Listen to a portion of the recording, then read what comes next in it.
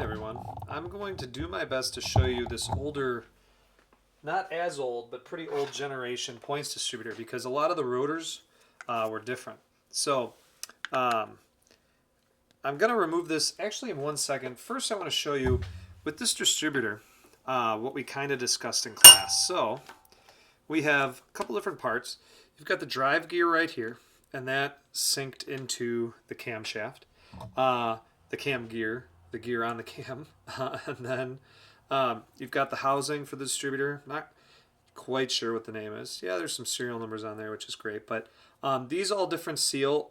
These portions all seal differently into openings or ports in the block. You've got the gasket up here, which seals the oil into the engine from leaking up past the distributor, because this is all going to be submerged, not submerged, but slung with oil. Got the rest of the housing. Then we get to the top, and now that my hands are dirty, it's going to be harder to do here. But let me light it up a little. We're going to show you. You've got the condenser on the inside right here. You've got your breaker points. You'll see right here that are actually pretty heated up and burned. So taking a look at those here, I guess we could open it that way.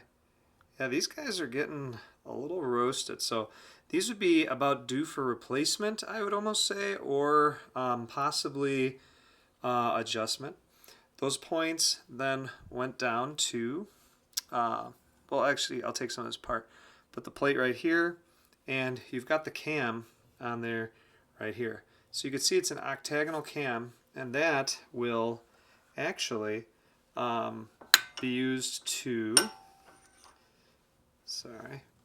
the octagon means that it is from an 8-cylinder. So as that cam drives, this rotor spins and rotates rather quickly. Pardon me, I gotta get some paper towels.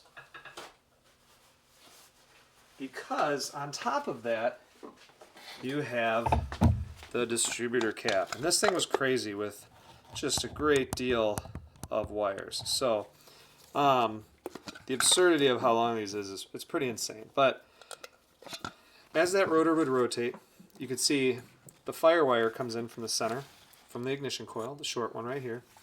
Comes through this little carbon tip right there on the top, which makes contact with the top of the rotor right here. And you can see it's actually mushroomed and worn in there pretty well. Sorry, paper towel's in the way.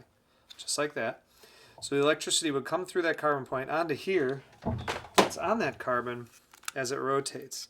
And as it rotates, then that electricity would shoot through this bit here. And you can see this kind of brass end is a bit worn, a little corroded.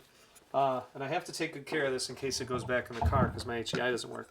And on the inside of here, these are the points that this would line up to. So that gap between here and here is very important for the spark to jump and then shoot out one of these wires, all 10 feet, just kidding, to where that spark plug wire clips onto the spark plug boot. So it's important to check and make sure there's no corrosion on these portions, or that portion. Or when you did a tune-up back in the day, you'd replace the cap and rotor. So you'd unclip the distributor cap, transfer all the wires over, and then you'd replace this rotor. So we're going to pull this off real quick as well for you to see. So that guy is just about loose. That one as well. And there you go. So, whoa, as my shirt catches the, oh, that was not good, the knob on the tripod. So, interesting thing, if you're thinking, how do I know when to put this on correctly? Because if you're 180 degrees off, you'd have a big problem. Well, what you can't really see, but I will try to move right here, is a circular hole and a square hole right here for these points. With that, you look at this distributor, or the rotor, and you have a square and a circle right here.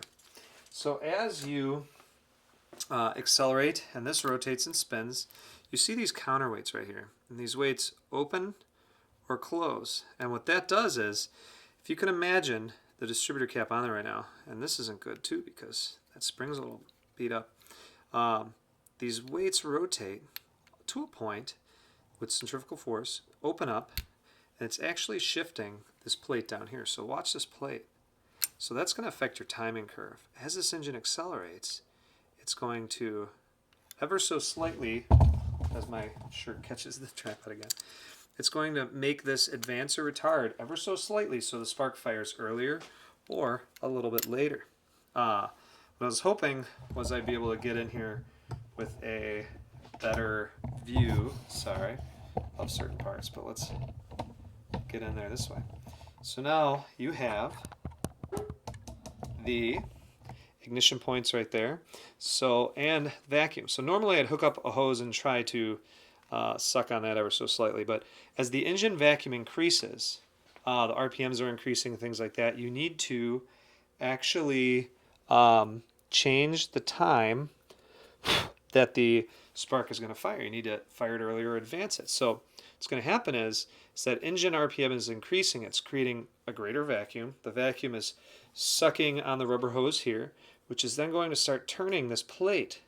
This plate has your ignition points on it right here, and as you accelerate, that plate moves and pulls, and it's going to essentially change the entire thing so that your ignition fires at a different time dependent on how the sorry, I'm trying to put this into proper wording. It's going to fire depending on the position of the piston to make sure you have a good fire. So if you needed to replace these, you'd unscrew right here, and there's another screw on the other side right here. The whole points mechanism comes off. You also loosen that wire. That wire goes down into here, which goes to your ignition coil.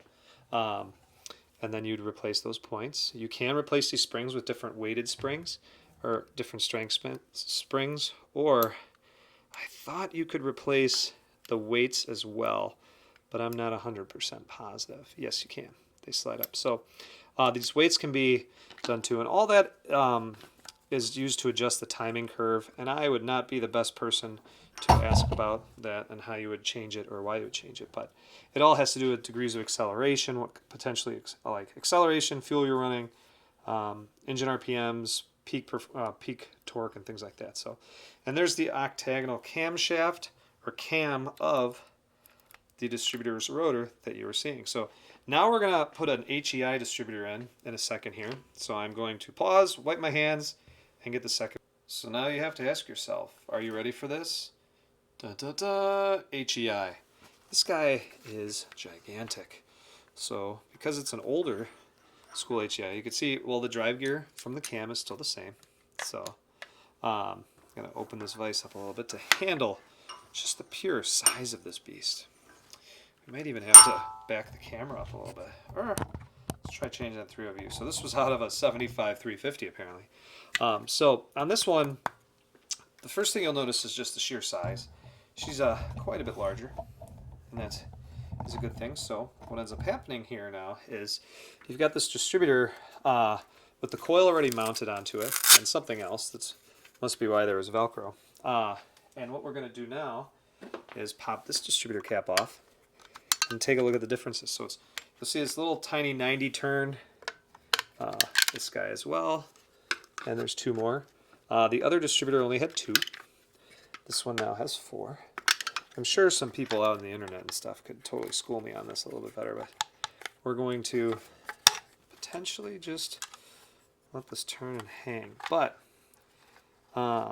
we will see if this is a good HEI or junk.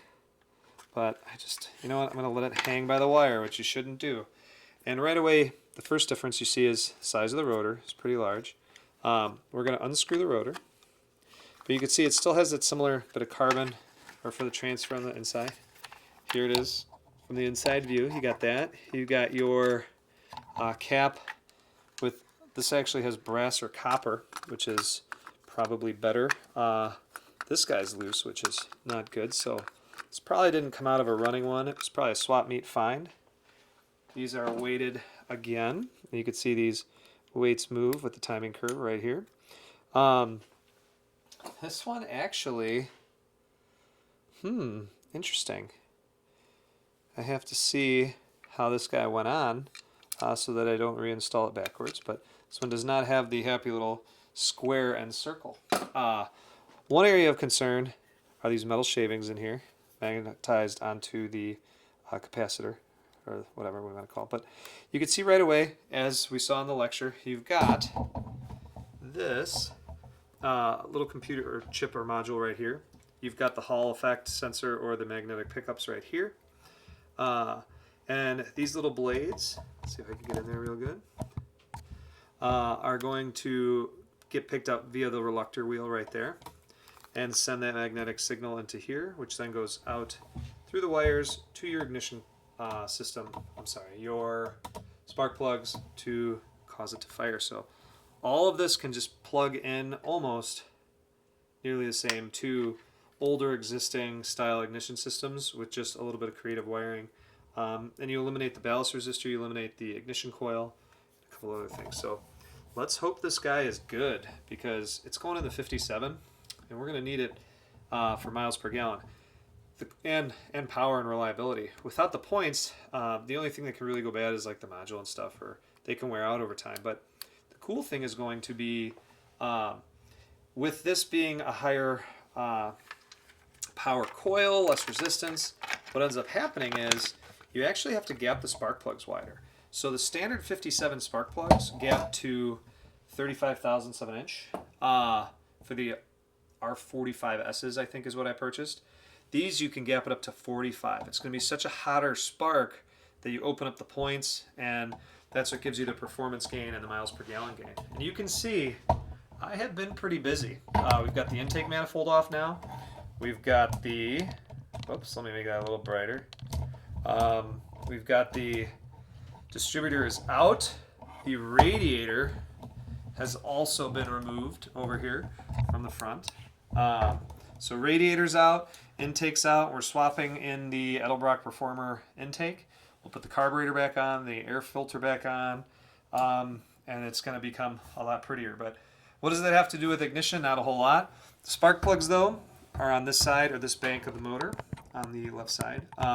Those will be replaced with these new ones.